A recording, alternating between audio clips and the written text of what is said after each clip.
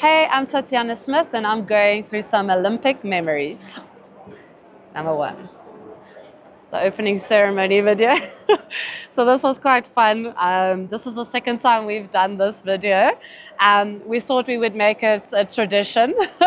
So now we hope, well, I hope that the following teams would just carry on this tradition and dance away. Let the games begin. Oh no, the warm-up before the final. I don't know, this is when I look at it, it has a bad taste and a good taste. The good taste is that the race is coming up soon, so it's exciting and we're so much closer to to the race and what we've been working for. But then the bitter taste is it's chaos. There's so many people there, you either hit each other, people are in your way, you can't use equipment, so it's just chaos. So sometimes this is the thing that like has a bitter taste in your mouth. On the start, waiting for the beep. I think that's like the most peaceful place. It's actually quite cool. Obviously the stands go quiet and everyone's just like quiet to wait for that starter, and it's just like that deep breath and you just like, that's time to go. There's nothing more to do. Now you just have to let it happen. Then the realization of winning gold. I still can't really explain that feeling. It's like you work for 22 years for like a moment of 20 split seconds. First you like kind of have to like realize what just happened, and then you have to take in the moment. So there's like so much to do in 20 split seconds. So, but yeah, it's always an amazing feeling. It's never about the medal, but I'm always grateful to get the medal. I think it's just after each race, races are tough, so I'm actually more like happy that the race is over. Everything has gone, and yeah, to walk away with the medal is always special.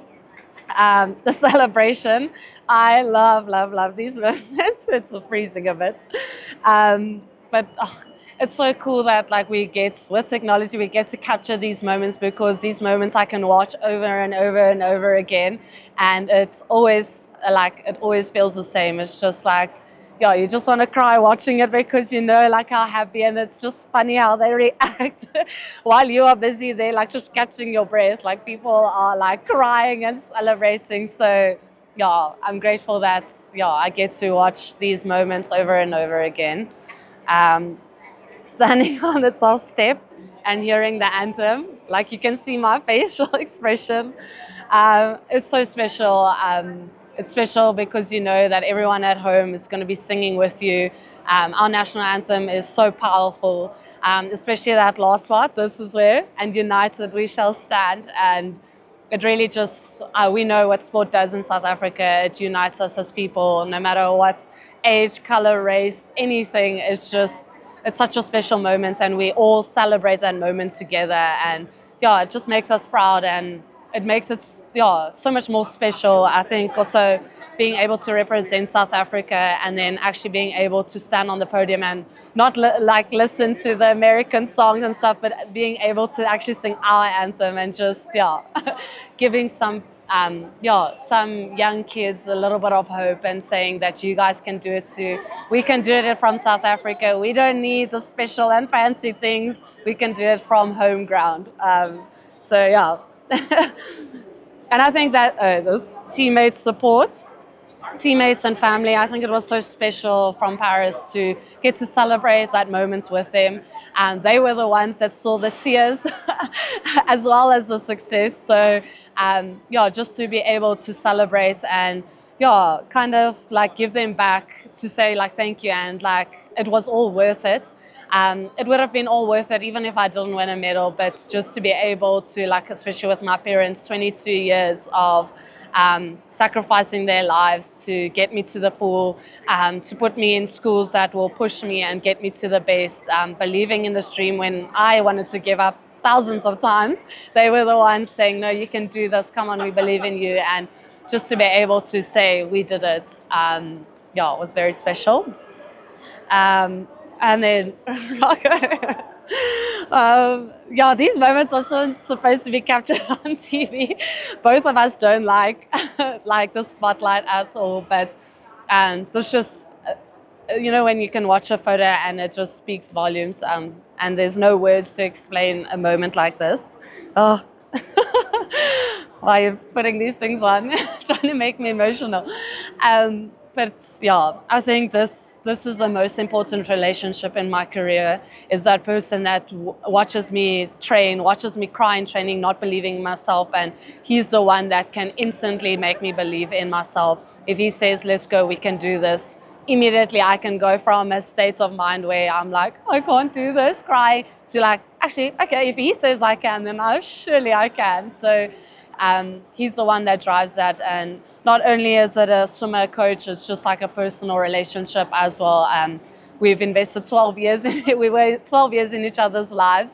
I've seen him more than I've seen my own dad in the past 12 years. So you have that bond. It's like a father to you. Yeah, and he witnesses those tears, and he has to try and lift you up and get you to believe in that dream. So yeah, it's a very special relationship. And just because I'm not swimming doesn't mean that comes to an end. I think that's the beauty of relationships, is in the seasons we build relationships, and those relationships still carry on to eternity. So I'm excited for him to one day meet my child, and maybe coach my kid one day. I don't know if I would send him to Rocco. He's quite intense, but he would definitely be my first choice. And then the family affair, like I spoke, it was just amazing to also end off my career like with them, knowing that they were in the stands and I could share that this would be my last race, and just for them to witness my last race live, and just to like be there in that moment, and that we can celebrate together the 12 years in professional sports, but also the 22 years of sacrifice, and now excited to start the journey as a family with Tatjana without swimming, and not Tatjana as a swimmer and swimming. Adventures in Paris. This was when we were at the Champions Parade. Very out of my comfort zone. Oh, I was like, I second guessed. I was like, maybe I should do it. And Joel was obviously like, yes, do it. And that whole morning I was like, oh my word, I don't know why I put my name up for this, because I know I don't like the crowds. Firstly, I'm on that stage by myself. I have to wave at like people I don't know. And I'm just so shy. I just want to hide my face. So Joel said it was so funny. He wanted to still take a picture, and I ran to the other side. But it was something that I knew I had to embrace the moment. I would never, ever get this moment again. Just really taking in the whole Olympic experience, watching other sports, doing something as crazy as this was really nice. I think we didn't get to have that in Tokyo because with the COVID, we had to stay in the village. We couldn't really move around. We had to go home 24 hours after our racing. So to really just take in Olympics was so different, because normally our Olympic experience is like, go compete, come back home. So yeah, it made it really special, and memories I will forever treasure. And then, the brother-in-law. I think for both of us, our hearts are for South Africa, and we're just there to like give other athletes hope. And I mean, for Sia, he's part of a team, and every person in the team has a story to tell and has something that will inspire someone else. And my story will inspire someone else that Sia might not be able to reach in his circles. And that's what it's all about, is we're just trying to reach one person and try and inspire and give one person hope. And if that means my story helps one athlete or one person out there to follow their dreams, then I've achieved everything I wanted to. And then this sounds weird. I don't even want to say it. The most decorated South African Olympian. It is honestly like such a special, such a special achievement, such an honor to be able to say that. Never in my wildest dreams. I mean, my biggest goal in life was to go to the Olympics.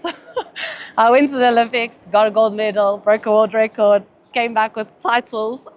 So that was definitely not the plan. I never went for those things. It was never a goal to achieve the most medals. For me, it was always the goal is to figure out the best version of myself, the character building, whether it was winning or whether it was losing. How can I be the best version of myself and allow people to feel that love and feel God's love and glorify God in what I do. And I think these are just blessings on what I kind of wanted to do. So I don't have much to say on that. Next. Welcome, fit for a goat legacy. Oh, yeesh. I don't know, it's so hard. Legacy sounds so strange, but I think the one thing out of all of this is obviously achievements fall away, but you want to be remembered for who you are and not for what you got, like the medals and stuff. And I think if I could leave anyone with something, or the legacy I would want to leave behind is just to the space that we were given and the platform is to give back. I don't want to be selfish. I think we were blessed to bless others, and that is the goal, is that we use what we have gained out of places to give back to others and to allow other people to feel and experience the same thing. I don't know why the stuff that has happened to me has happened to me. I can't tell you why I was the one that got the medal. It's honestly I'm still mind blown. But the thing that I know that I've taken out of it is that I was blessed, and I must use this blessing to help others and bless others. And that's a legacy. And that is it. Thank you from my side.